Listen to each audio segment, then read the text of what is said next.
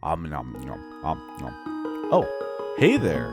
I'm a little piggy in the forest, and the only thing I love more than eating mushrooms is Magic the Gathering. The only thing I love more than that is the Sega Dreamcast. Wouldn't it be crazy if all those combined?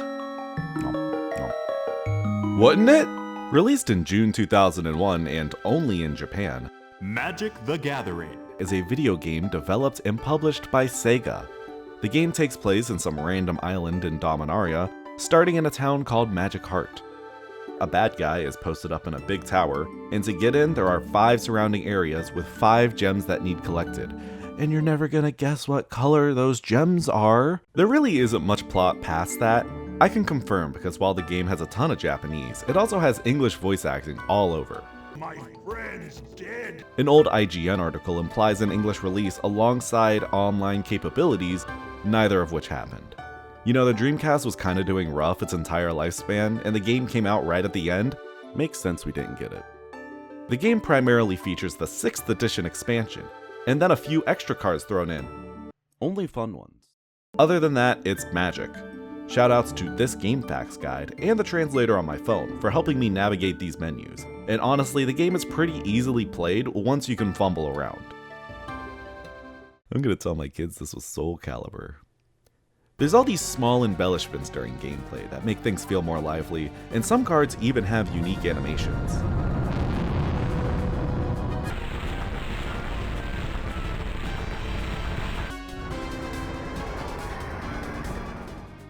Yeah, I think Magic Arena is really missing a crosshair.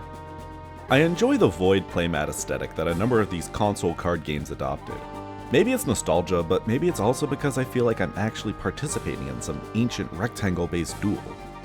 I think the only thing that this is lacking is Arena's stim toys scattered around the battlefield. And because I'm sure someone's going to bring it up, yes, all of the cards use the white border, which is the most swag style that Magic ever had. The world looks nice too. It looks like classic Magic, like a lived-in fantasy world. Makes sense considering concept art was handled by Magic regulars. Like, look at this creepy place, or this cool mountaintop palace, or this wild zeppelin. I would honestly love to see some of these locations depicted on cards one day. The characters too. This guy is genuinely cool. I love the way his face will occasionally become grim. And this dragon. Okay, hear me out. I don't know, it's just a simple and quaint world. It feels familiar and yet still its own. So despite being basically one set, there's a good amount of variety in both what you can build and play against. There's Merfolk, Stompy, Burn, Control, Stax/Mill. This dude's literally just playing Gruul Ponza. Never mind, this sucks ass.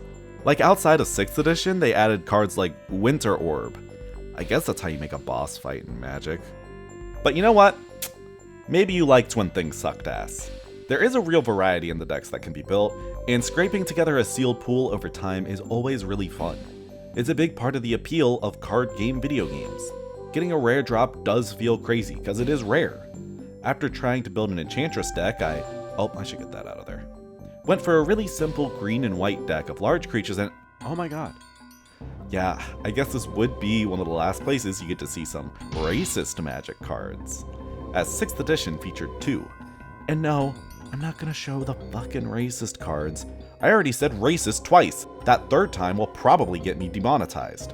If you really want to see the racist stuff, well, good news, you're already on the internet. The game isn't that difficult. Building a half-decent deck is enough to get through most duels. The AI fires off removal willy-nilly and never plays around your own. Let it sit long enough and it may even start throwing. Like here, where I rule zeroed out Mill, my opponent actually listened to me. What a fool! Or you could just restart duels until your opponent mulls to 5 or until they miss multiple land drops. Certain CPUs have certain cards glued to their opening hands in order to make varied opponents, but those cards aren't necessarily lands. So the thing people actually know this game for is that it features 10 original cards, which have elements of random number generating that were unable to be done in paper at the time. Well, thanks to advancements in modern technology, we're able to replicate some of these effects IRL now. At the time of recording, we have Arden Angel printed as a bonus card in a Secret Lair product, and Velucan Dragon printed in Mystery Booster 2. Some may prove a challenge, like this pump spell that would take a D7, or this elephant that enters with random stats, but this thing carried me through the game and it deserves a spot in my binder. I mean, come on! We have Kev Walker artwork stuck on the Dreamcast. We gotta figure something out. Like, if we can resolve Scrambleverse, we can turn every land on the field into a random basic. This effect isn't that complicated, right? After dueling everyone else, we hit the tower. And this dude looks like the coolest action figure ever. He plays the super ramp-heavy 5-color deck, powering out the best card in the game, River Boa. River Boa. He'll also play straight into your Nev's disc though, so it's not really tough at all, even if his River Boa survives. Round 2, he turns into a truck. Like, literally. I mean, I guess if a huge armored warlock was coming at me 50 miles an hour, that'd be pretty terrifying. This time he's more removal based, trying to drop fatties and kill your things. However, his stuff also dies to removal, so after he ramps out his 1 or 2 threats, just get him out of the way and go to town. Sorry bud, but my angels come back. In a moment of pure cinema, he tries to cast a huge earthquake, tying the game. He's trying to take both of us out. That's evil. Anything to keep me from winning. Well, I'm not letting it play out like that. I've been gripping this swords for any scenario. See ya.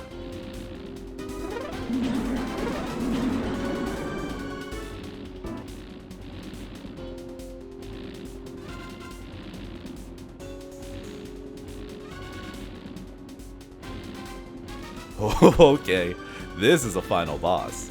4 heads, more than 4 mouths, crawling out of the void and through my screen to come fight me?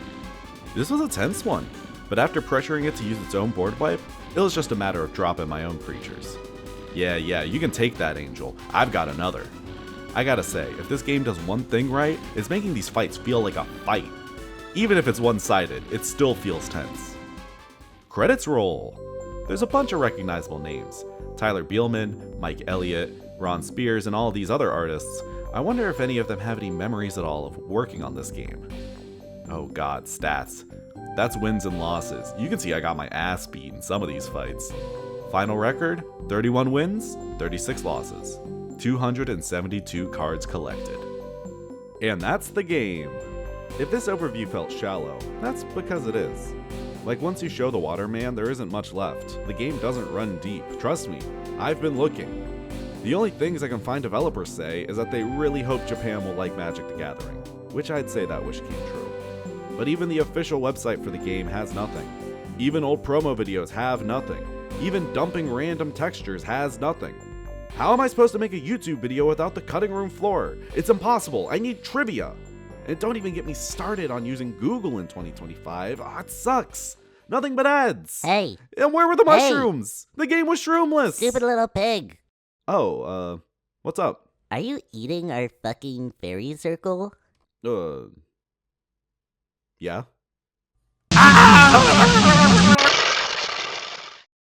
Where will the pig go next? Subscribe to find out.